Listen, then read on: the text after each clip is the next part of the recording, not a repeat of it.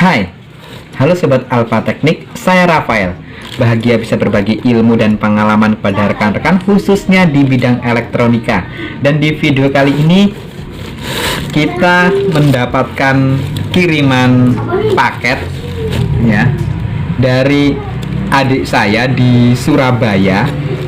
Dia kirim ke tempat mama saya, Lydia Donat. Dan waktu saya berkunjung ke rumah mama saya diberi kejutan berupa paket dinamo kipas angin yang dia suruh perbaiki katanya.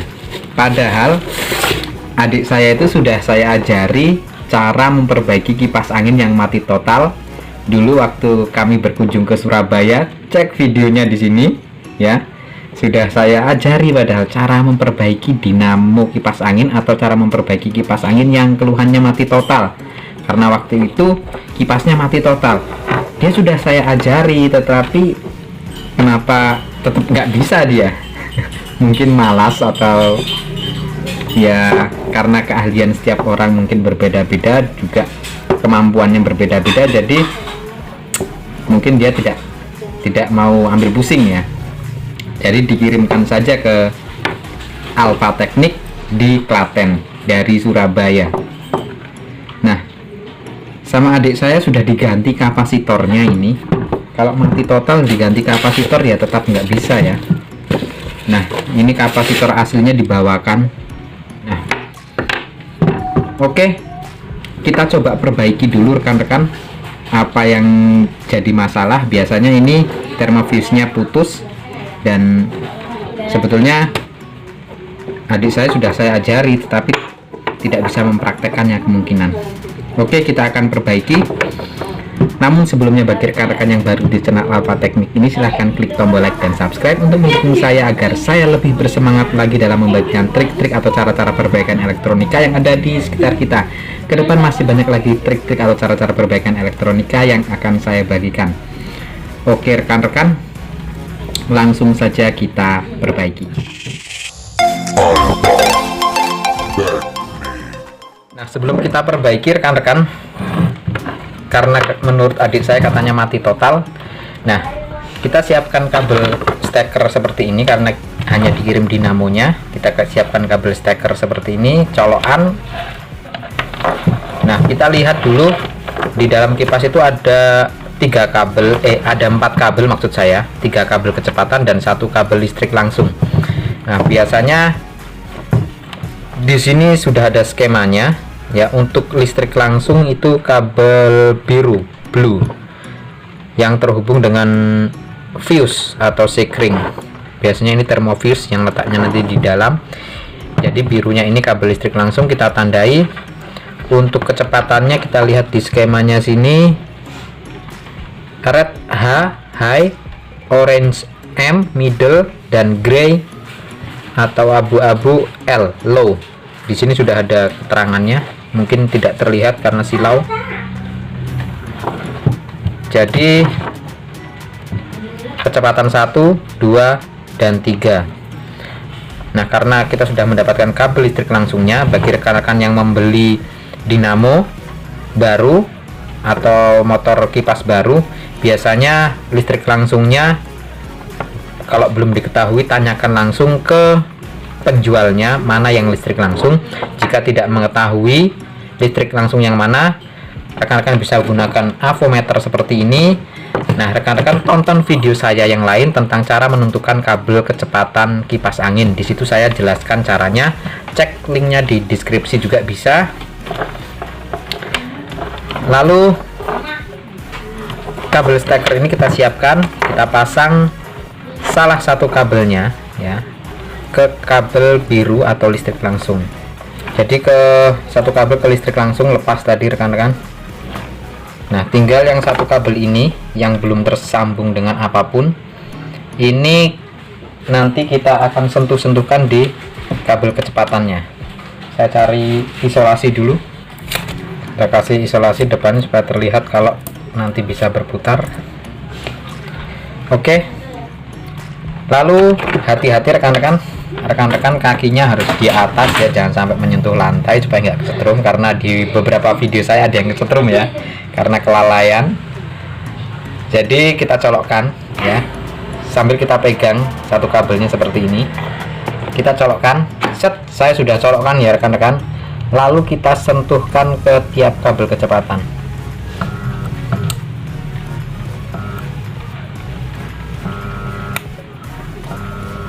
Oh, ternyata ini tidak mati total rekan-rekan, tetapi berdengung ya. Ya, tidak berputar dan ini berdengung. Kalau dibantu tangan juga nggak bisa berputar.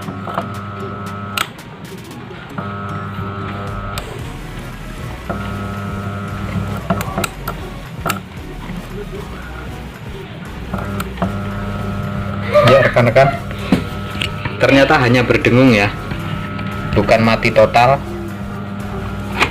seperti yang diinfokan. Nah, saya lepas lagi rekan-rekan. Nah, untuk permasalahan berdengung seperti ini rekan-rekan,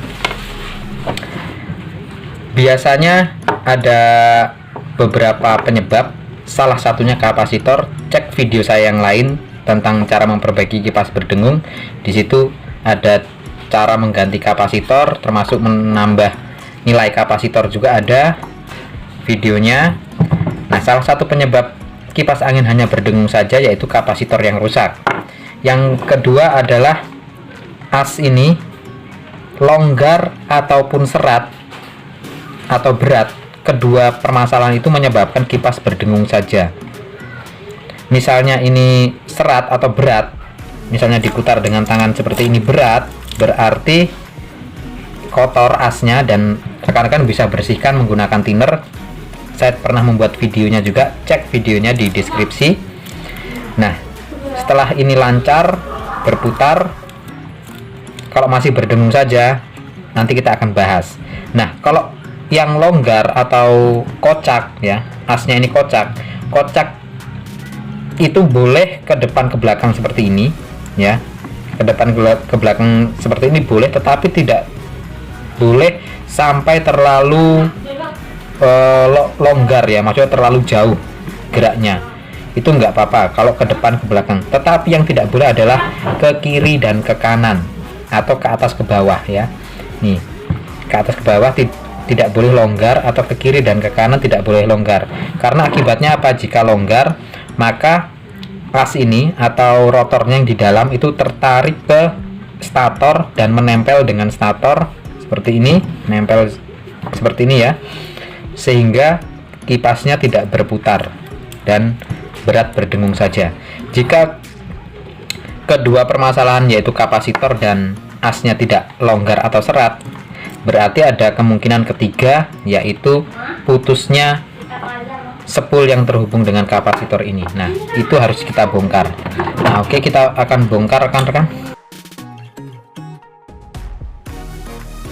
Nah, oke, kita sudah bongkar rekan-rekan.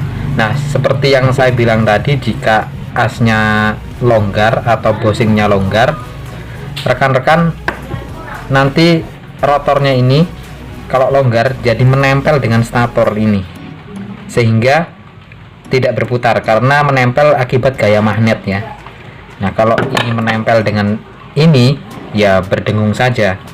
Nah, tapi karena tidak menempel dan lancar semua tadi asnya, nah berarti ada kemungkinan putus di bagian spoolnya. Nah, rekan-rekan bisa perhatikan dulu semuanya spool-spool yang ada di sini, apakah ada yang putus. Nah, kita lihat secara kasat mata tidak ada yang putus ya di sini. Nah, ini ringnya jangan sampai hilang rekan-rekan. Nah, ringnya jangan sampai hilang ya, karena kalau ringnya hilang itu nanti jadi longgar ke depan ke belakang. Kalau terlalu jauh sama saja bisa berdengung. Nah, untuk ringnya jika hilang, rekan-rekan bisa membuat ringnya. Nah, saya pernah memposting videonya cara membuat ring, cek di deskripsi videonya. Oke, kita akan bongkar di bagian spoolnya ini, tetapi harus hati-hati rekan-rekan karena ini sangat tipis sekali dan rawan putus. Nah, rekan-rekan gunakan cutter untuk memotong tali-talinya.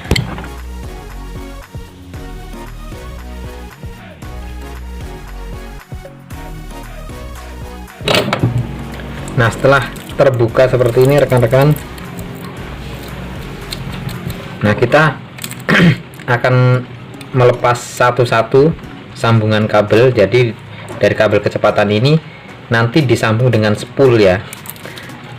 Nah, kita buka satu-satu, hati-hati. Nah, dilepas gini selongsongnya.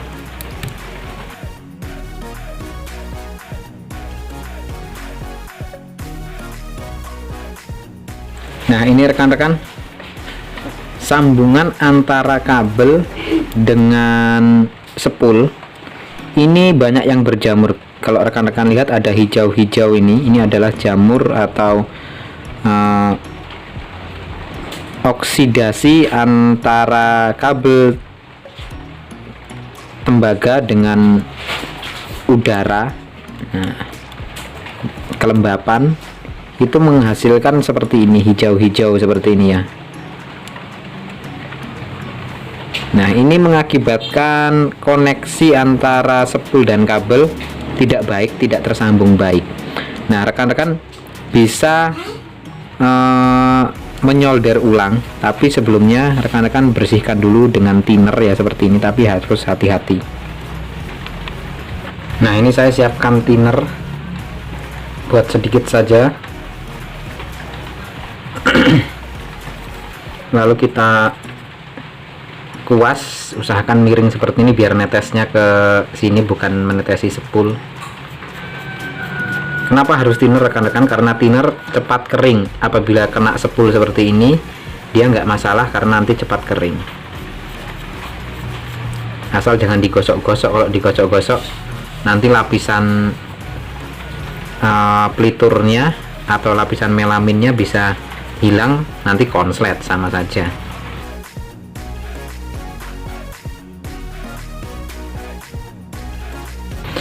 Nah, oke rekan-rekan, setelah kering rekan-rekan bisa lihat sambungan untuk kapasitor ini ya, jalurnya yang mana. Kita lihat di kabel merah yang ini, karena di sini ada dua kabel merah dan dua kabel ungu ya, abu-abu ya.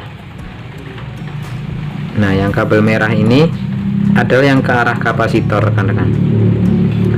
Nah, rekan-rekan kita lihat biasanya putus di sini.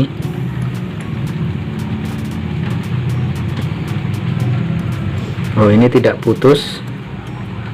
Nah, berarti yang kabel ini mungkin ada yang putus, yang dari kapasitor. Nah, ini kalau kita lihat rekan-rekan, korosinya sudah tingkat dewa ini.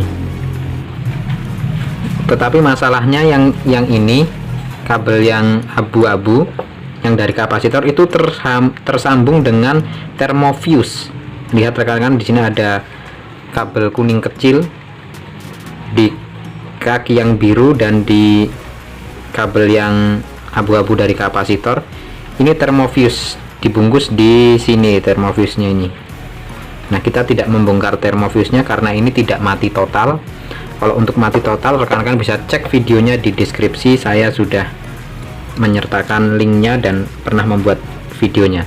Nah, kalau kita lihat di sini untuk kabel abu-abu yang dari kapasitor terhubung dengan thermofuse dan spool. Dan kalau kita lihat di sini korosinya parah sekali. Dan ini kemungkinan putus. Nah, kita beri timah ulang saja, kita solder ulang, siapkan timah.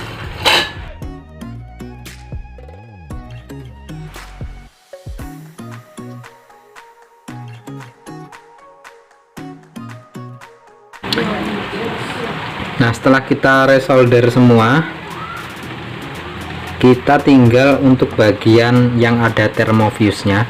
Nah, untuk yang bagian ada thermofuse-nya ini tidak boleh lama-lama rekan-rekan nyoldernya ya. Karena nanti thermofuse-nya kalau terlalu panas akibat solder, thermofuse bisa putus rekan-rekan. Nah, kita harus cepat seperti ini. lalu kita diamkan. Kalau ingin mengulangi, tunggu beberapa saat sampai dingin baru diulangi lagi.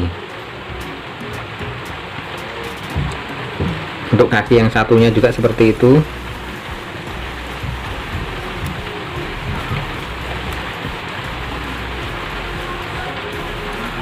Ya.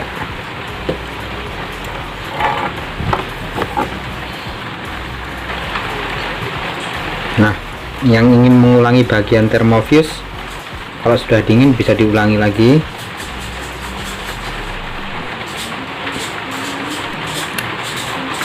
Tunggu dingin, lalu ulangi lagi. Jadi kalau terlalu lama menyoldernya nanti termofuse putus. Kalau termofuse putus maka akan mati total. Rekan-rekan perlu mengganti termofuse-nya. Saya pernah membuat videonya, tidak masalah kalau misalnya putus, rekan-rekan bisa mengganti. Makanya saya sarankan jangan terlalu lama untuk menyolder bagian termofuse. Nah, kita bisa cek bagian termofuse apakah putus atau tidak gunakan avometer. Ya, kita cek jarum harus bergerak.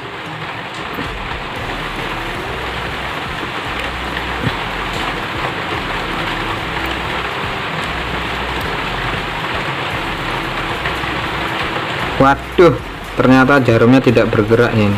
Oh, bergerak. Ya, berarti termofuse-nya ini tidak sempat putus. Nah, setelah kita resolder semua, koneksinya sudah bagus. Ini sudah tidak ada yang putus. Tadi di bagian kabel kapasitor yang abu-abu ini yang disambung dengan termofuse, di situ putus karena koneksinya kurang baik, ada jamur. Nah, kita kembalikan lagi selongsongnya.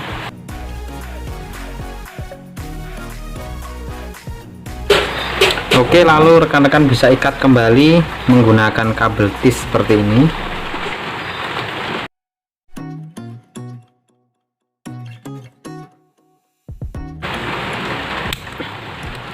Nah, setelah itu kita akan kembalikan ke cangkangnya.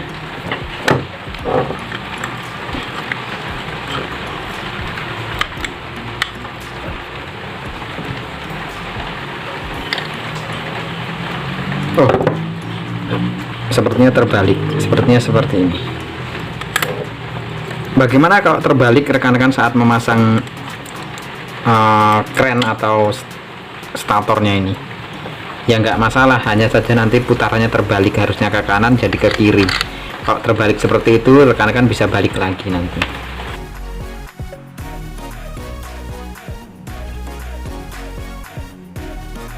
Rekan-rekan, kita sudah kembalikan seperti semula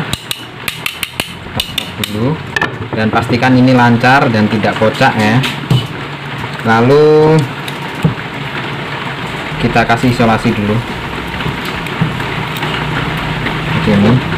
Nah, lalu kita tes lagi rekan-rekan seperti awal tadi dengan menggunakan colokan seperti ini. Kabel birunya listrik langsung kita sambung, lalu nah gini aja kita colokkan. Ya, saya sudah colokkan. Lalu kita sentuh-sentuhkan ke tiap kabel kecepatannya. Kecepatan nomor satunya ini, ya, berputar. Lihat rekan-rekan, berputar. Kecepatan nomor 2-nya yang ini, ya, berputar. Lalu kecepatan nomor 3-nya, ya. Jadi sudah berputar lancar rekan-rekan. Saya cabut dulu biar nggak kesetrum lagi, nanti diketawain. Di video saya yang lalu saya kesetrum, ada yang ketawa. Oke, main listrik pasti pernah kesetrum. Nah, oke rekan-rekan, sangat mudah sekali ya rekan-rekan. Ternyata di bagian kapasitornya, kabel yang jalur kapasitor itu berjamur dan koneksinya atau solderannya tidak kuat, dan kita perlu resolder ulang. Kita sudah bisa memperbaikinya, tetapi memang harus hati-hati rekan-rekan, karena sangat kecil sekali ya. Tadi kalau rekan-rekan lihat, kita terlalu kasar sedikit saja bisa putus, dan kalau putus itu sulit sekali untuk menyambungnya. Apalagi untuk kipas-kipas Cina yang sepulnya atau kawat emailnya itu terbuat dari aluminium, itu sangat sulit sekali untuk mensoldernya karena solder tidak akan menempel dengan aluminium. Nah, untuk caranya untuk mensiasati itu rekan-rekan, caranya dikerik dulu kawat emailnya itu. Setelah dikerik, lalu dililitkan ke kabel. Lalu sebelum disolder, kabel itu dililitin lagi dengan tembaga asli, kabel tembaga asli. Jadi kalau contohnya saya akan contohkan dulu. Nah, oke rekan-rekan, ini adalah salah satu contoh sepul dari kipas angin yang murahan merek Cina, yang bahan sepulnya ini dari kawat aluminium. Biasanya kalau dikerik berwarna putih. Nah, kalau dikerik berwarna putih. Ini sangat sulit sekali disolder rekan-rekan, kawat email ini. Caranya rekan-rekan, untuk menyolder dengan kabelnya ini, rekan-rekan misalkan ini kabel ini ya. Nah, rekan-rekan sambung dulu seperti ini. Nah, diputar-putar seperti ini. Nah, karena sulit nanti untuk menyoldernya, nah rekan-rekan cari kabel serabut lagi. Nah, cari kabel serabut lagi, satu serabut atau dua serabut yang berbahan tembaga asli seperti ini. Lalu ikut dililitkan setelah lilitan pertama dengan sepul. Jadi intinya kawat sepul yang aluminium itu ditumpuk dengan yang tembaga. Nah, kita lilitkan seperti ini.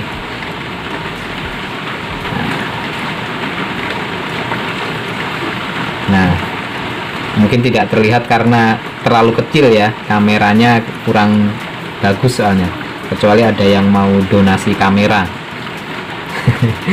Nah, setelah seperti ini baru rekan-rekan bisa solder. Jadi intinya kabel kawat email aluminiumnya posisinya di tengah terjepit antara kabel tembaga. Itu untuk mensiasati sepul yang murahan, biasanya kipas Cina. Dan sering sekali kipas Cina tidak dilengkapi termofuse sehingga terbakar seperti ini. Nah, kalau kipas-kipas yang mahal seperti ini sudah ada termofuse-nya di dalam. Jadi kalau terlalu panas kipasnya, dia akan memutuskan diri. Oke rekan-rekan, seperti itu dulu pembahasannya. Saya kira cukup jelas untuk rekan-rekan dalam memahami tentang kipas. Dan bagi rekan-rekan yang ingin lebih dalam lagi mempelajari tentang kipas, bisa tonton video-video saya yang lainnya tentang kipas. Cari di playlist, banyak sekali video-video tentang kipas. Oke rekan-rekan, ini saya akan bungkus kembali dan akan saya kirim ke tempat adik saya di Surabaya lagi. Tentu saja ongkirnya dibayar sendiri. Servisnya bayar nggak ya? Oke, sampai jumpa di video saya selanjutnya.